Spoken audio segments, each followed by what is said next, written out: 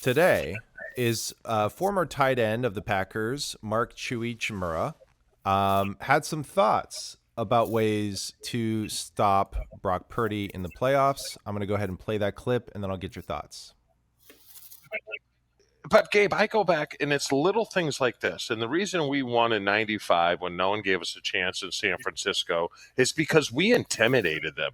I mean, and I always revert to Wayne Simmons. Wayne Simmons kicked the crap out of Brent Jones. And then it got contagious and then it carried over. That's why, you guys are going to think I'm crazy. Well, we already think that, so go ahead. A 15-yard penalty, and I don't condone this, but I kind of do in the playoffs. A 15-yard penalty for a late hit on Brock Purdy is not a bad thing as long as it's worth it. I'm just saying, this is the mindset you go into when it's battle, and it's kind of like the reverse of hockey. What don't they do in hockey in the playoffs, Joshy? Shave their beards? That and one other thing. They don't fight. They don't fight. They don't fight, right? This is kind of like sometimes a 15-yard penalty is worth it early in the game if you knock the living crap out of the guy. And then he kind of like sticking your helmet in the ribs of Nick Bosa is like, but that I'm hearing ghosts. But Gabe, I go back and relax, buddy. Obviously, I understand where he's trying to come from. Old school mentality, set the tone early, be physical, play. In my mind, play dirty. What are your thoughts when you heard this clip? Because I'm sure you saw it across your timeline today. Isn't he a pedophile or something? Didn't he get in trouble? I didn't do that much research. He got in trouble. He got in trouble for sexually assaulting a 17-year-old. How the fuck does he have a show?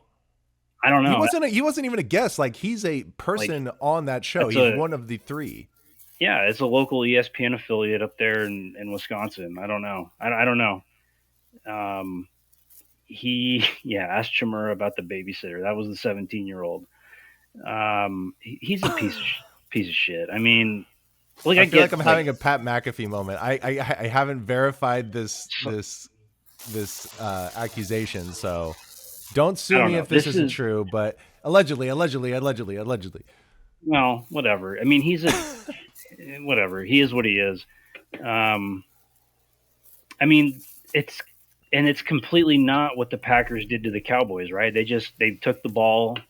They wanted the ball first. They took the ball first, and they pantsed them on the first drive. I mean, that's how you send a message in the NFL now. It's not, I'm going to come out and be macho, physical, whatever with you. I'm just going to come down and stuff the ball down your throat, make a few high-level passes, and we're going to set the tone early and go up on you and make you respond. And that's how they do it, or that's how they did it. And none of all this, back in my day, football player, blah, blah, blah, toughness, bullshit, whatever. Like, that's not the NFL now.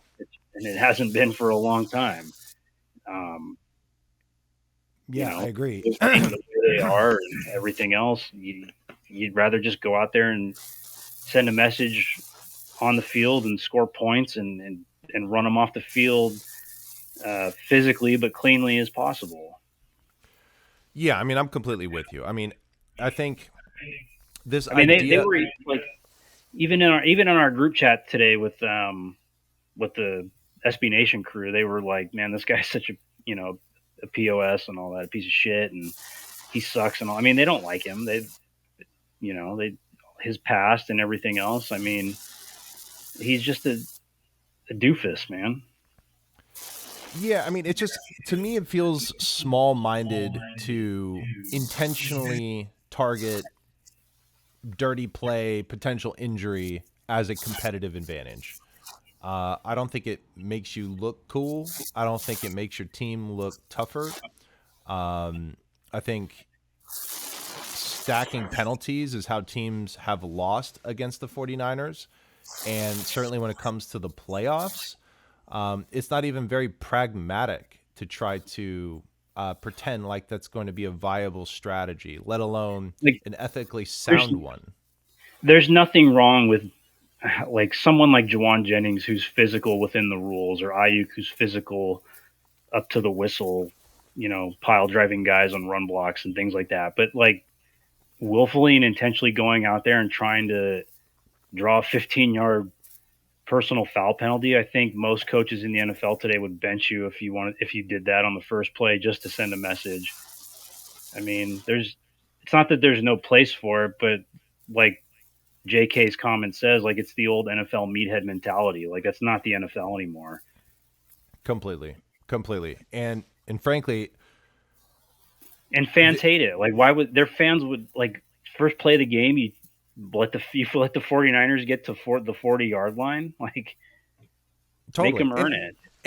And to Packers fans' credit, I am not insinuating that this is a projection of how that fan base feels. First of all, I think his co-host did a very classy job of acknowledging how they felt without sort of going too overboard about admonishing their co-host, who I'm sure they may or may not even have a choice of getting picked with.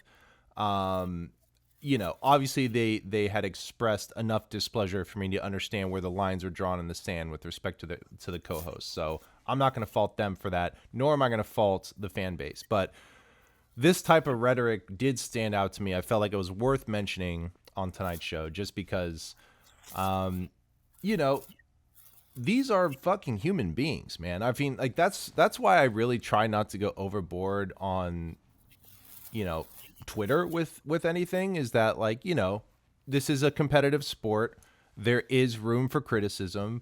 I will get my jokes off, but there is a line that is drawn at a certain point with respect, especially when it comes to like the health and safety of these players, especially when it comes to that.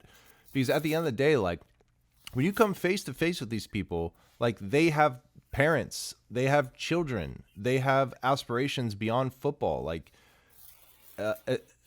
triggering. Yeah, and you go ahead. I also don't think I think the vast majority of their fans didn't take him seriously and just they did the right thing, like brushed it off. I was like, yeah, that guy's an idiot, whatever. Can we just talk about the real game?